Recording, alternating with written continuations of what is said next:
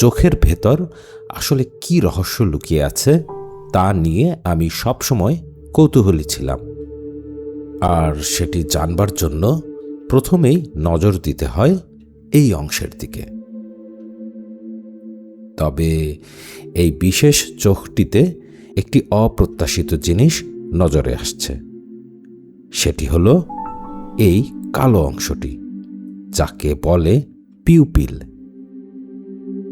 মানুষের চোখের এই বিশেষ কালো অংশটির আকার হয় গোল, যার কারণে এই বিশেষ চোখটি হতে মানুষের চোখের দৃষ্টির পরিসীমা কম। আজকের আলোচনার সুবিধার্থে আমি এখানে ব্যবহার করেছি একটি ছাগলের চোখ, তাই পিউপিলের আকার এমন। তবে এমন আকারের পিউপিল দৃষ্টির পরিসীমা বাড়িয়ে দেয় অনেক বেশি। অর্থাৎ মানুষের দৃষ্টিক্ষেত্র সাধারণত প্রায় 120 থেকে 135 ডিগ্রি, আর ছাগলের প্রায় 320 ডিগ্রি, অনেকটাই বেশি। তবে দৃষ্টিক্ষেত্র যাই হোক, এটি দেখতে হয় কালো, অনেকটা এমন কালো বস্তুর মতো। আমি একসময় ভাবতাম এখানে নিশ্চয়ই এমন কোনো কালো পদার্থ রয়েছে, কিন্তু এখানে আসলে কিছুই নেই, সম্পূর্ণ ফাঁকা একটি অংশ। তারপরও আমরা এই ফাঁকা অংশ দিয়ে ভেতরের কিছুই দেখতে পাই না। যেহেতু দেখতে পাই না, তাই এই অংশটিকে কালো লাগে।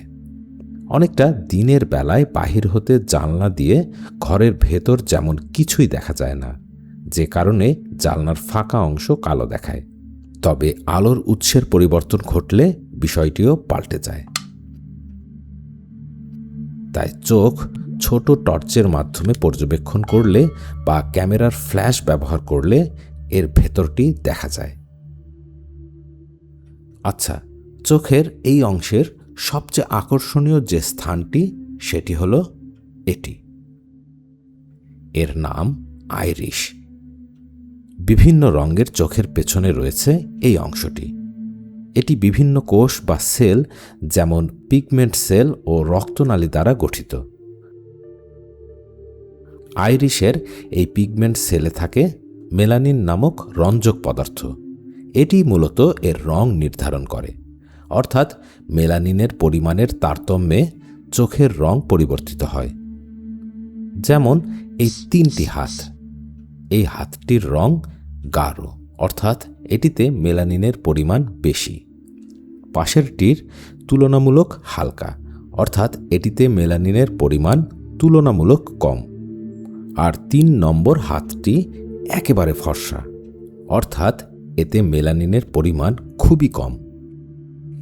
আইরিশের মূল কাজটি কিন্তু রঙের পার্থক্য তৈরি করা নয়, বরং পিউপিলের আকার নিয়ন্ত্রণের মাধ্যমে চোখের ভেতর পরিমিত আলোকে প্রবেশ করার ব্যবস্থা করা, যাতে করে নির্দিষ্ট পরিমাণ আলো চোখের এই অংশে পৌঁছাতে পারে। কারণ অতিরিক্ত আলো এই অংশকে ক্ষতিগ্রস্ত করতে পারে। চোখের এই অংশকে বলে রেটিনা। কোনো বস্তুর উপর আলো পড়লে তা সেই বস্তুতে প্রতিফলিত হয়ে পরিমিত আলো এই পিউপিলের ভেতর দিয়ে পৌঁছায় রেটিনাতে। রেটিনাতে রয়েছে বিভিন্ন স্তর, যেমন আলোক সংবেদী স্তর। তাছাড়া এখানে রয়েছে প্রচুর ক্যাপিলারি ও রক্তনালী। ফ্ল্যাশ বা টর্চের মাধ্যমে পিউপিলের রং লাল দেখার কারণ হলো এই ধরনের রক্তনালীতে থাকা হিমোগ্লোবিন। তবে পিউপিলের মাধ্যমে আলোকে রেটিনাতে পৌঁছাতে আরও একটি অংশের মধ্যে দিয়ে প্রবাহিত হতে হয়, আর সেটি হলো এই লেন্স। জীবন্ত স্বচ্ছ প্রোটিনের স্তর দিয়ে তৈরি এই লেন্স নিজের আকার পরিবর্তনের মাধ্যমে ফোকাস ঠিক করে। আলো রেটিনাতে পৌঁছানোর পর তৈরি হয় মূল ছবি, যা ফটোসেপ্টর কোষের মাধ্যমে বৈদ্যুতিক সংকেতে রূপান্তরিত হয়। প্রতিটি ফটোসেপ্টর কোষ এক একটি পিক্সেলের মতো। এমন কোটি কোটি কোষ বা কোটি কোটি পিক্সেল একত্রে তৈরি করে প্রকৃত ছবি ও রং। কিন্তু তারপরও আমরা আসলে এই ছবিটি দেখতে পাই না, কারণ আমরা মূলত দেখি যখন ছবিটি আমাদের মস্তিষ্ক দেখে তখন। তার অর্থ আপনার চোখ যত নিখুঁতভাবেই ছবিটি তৈরি করুক না কেন, তা মস্তিষ্ক পর্যন্ত না পৌঁছালে আপনি তা কখনোই দেখতে পাবেন না। ফটোসেপ্টর কোষের তৈরি বৈদ্যুতিক সংকেতটিকে মস্তিষ্কে পৌঁছাতে সাহায্য করে এই শিরা, যাকে বলে অপটিক নার্ভ। এই নার্ভের মাধ্যমে সেই ছবির বৈদ্যুতিক সংকেতটি যেভাবে আমাদের মস্তিষ্কে পৌঁছায়, ঠিক সেভাবেই মস্তিষ্ক এটিকে বিশ্লেষণ করে, আর তখন তা আমাদের বোধগম্য হয় বা দেখতে পারি। আলোর প্রতিফলন বৈদ্যুতিক সংকেত রূপে মস্তিষ্কে পৌঁছানোর এই পথের কোথাও কোনো সমস্যা তৈরি হলে আমাদের দেখার সক্ষমতা বিঘ্নিত হয়। তবে চোখ কিন্তু এই পাতলা পর্দা বা স্কলেরার মাধ্যমে তৈরি। তাহলে এটি গোলাকার থাকে কি করে?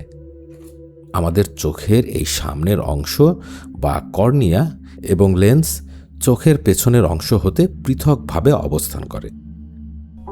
এই অংশে থাকে অ্যাকুয়াস হিউমর নামক তরল, আর বাকি অংশে থাকে ভেট্রিয়াস হিউমর নামক তরল। নির্দিষ্ট পরিমাণ এই তরল চোখের আকার ধরে রাখতে সাহায্য করে। এই তরলের পরিমাণে কোনো সমস্যা হলে বা কম বেশি হলে আমাদের দৃষ্টিশক্তির উপর তা বিভিন্ন প্রকার প্রভাব ফেলে। আমাদের চোখের ভেতর মূলত এই অংশগুলোই থাকে, তবে সব কিছুর আগে প্রয়োজন হয় বিশুদ্ধ রক্তের। লিভার বা কলিজা কিভাবে আমাদের জন্য রক্তকে পরিশোধন করে তা জানতে নিচের ভিডিওটি দেখতে পারেন।